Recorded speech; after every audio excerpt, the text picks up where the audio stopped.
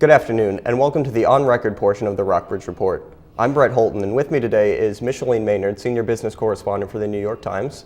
Good afternoon, Ms. Maynard. Thanks for having me. Thanks for joining us. Now, you've covered the recent dealings with Toyota over the past weeks with their numerous incidents with recalls and not recalling. At a time like this, what does something like this for Toyota mean in the terms of the American auto industry?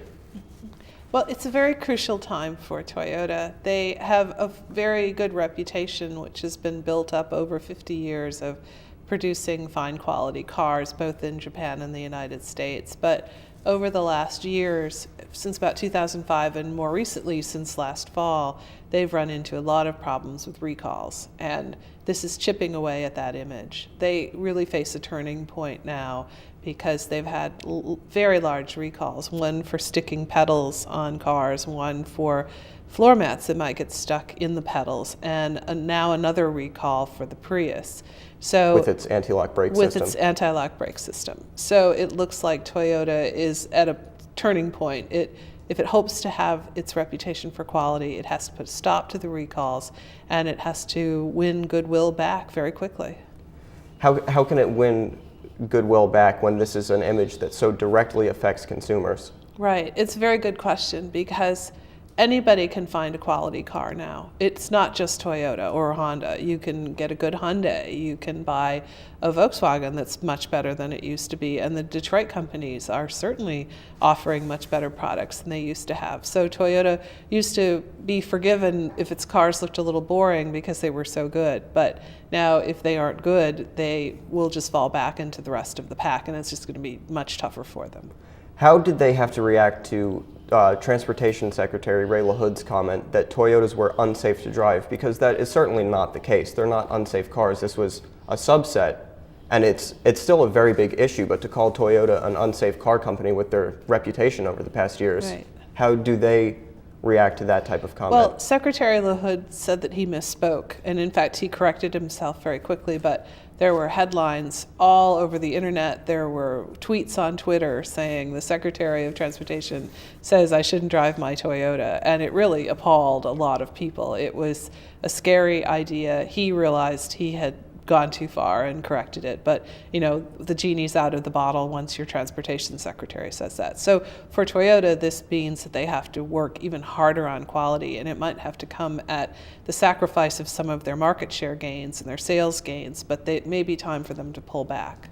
What does this mean for the big three, who are now almost, there's the phrases going around, government motors? They're kind of in the pocket of the U.S. government. Toyota is outside of that protection. How do they what does this mean for the big three? Well, for the Detroit companies, first of all, there have been suggestions on the web and in public that the Transportation Department was putting heat on Toyota to inadvertently help General Motors and Chrysler, since the government has loaned them over $85 billion.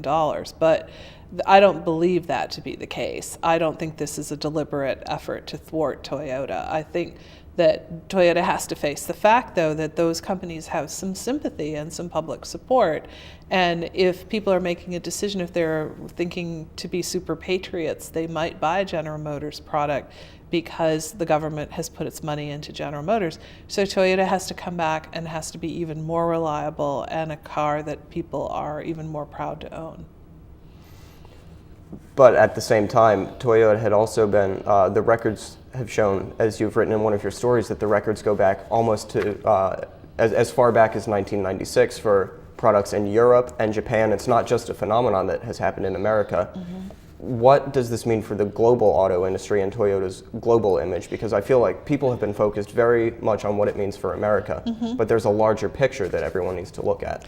The interesting thing about this situation is that Toyota has been finding problems in cars overseas as well. And in the case of cars built for Europe, they actually corrected the sticking pedal situation last August, which was before they said they knew of any problems in the United States. So it's almost like they got sort of favorable treatment. The same thing happened in Japan with the Prius and its brake problem.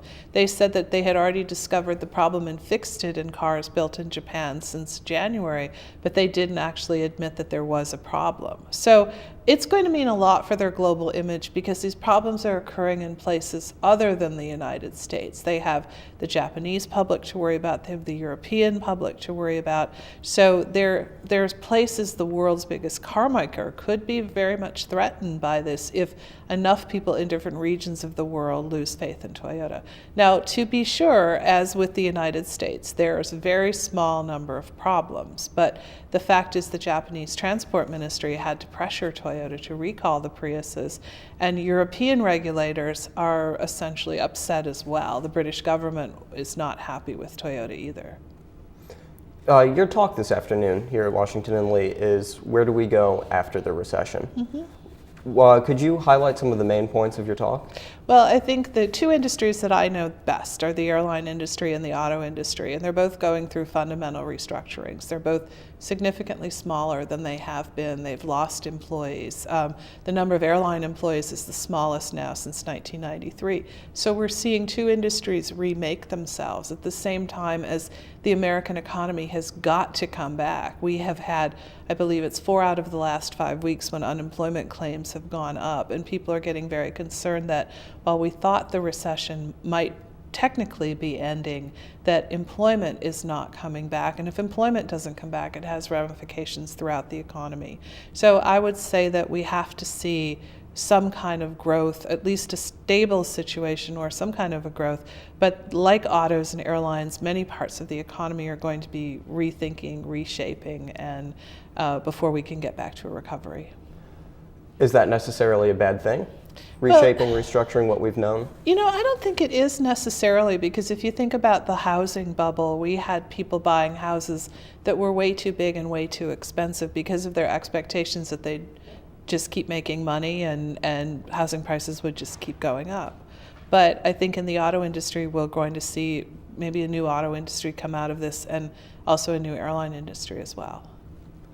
You've published a recent book, see if we can get it here, The Selling of the American Economy. And you mentioned earlier during lunch that it did not receive the type of press that you were hoping for, or at least the review in the New York Times said several things about it. But this is not your first book. But no, it's not. It's my fourth, actually. Yeah. How did you react to those comments in the Times? Did you feel they were relevant to not only the book, but the situation that's going on in America? The book has gotten quite an interesting reaction because there are a number of really good reviews where people understood my point, which is that foreign investment has to be an element of the American economy. But there are also reviewers who come at it from kind of their own point of view that, you know, what's the big deal about this? Why would anybody even have to explain that foreign investment needs to be part of the economy? And then there's still more people who see it as a tremendous threat. So I did expect that there would be a mixed reaction, and I do hope that people will read the book with an open mind. I understand that people feel emotional about foreign investment, and I try to tell individual stories and stories of communities in the book to sort of show a picture that it's not as bad as some people might think. What are the ups and downs of foreign investment in this critical reshaping that we're undergoing right now?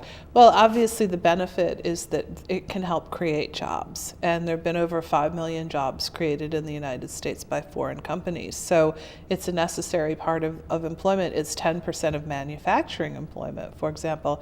The downs are, as there are really with anything, that foreign companies who are not based in the United States might not have the loyalty to the American market that an American-based company would have. However, as we've seen with outsourcing, we've seen a lot of American companies not have much loyalty to Americans either. So with any investment, it depends on how well it performs. And you argue that foreign investment is the way to go.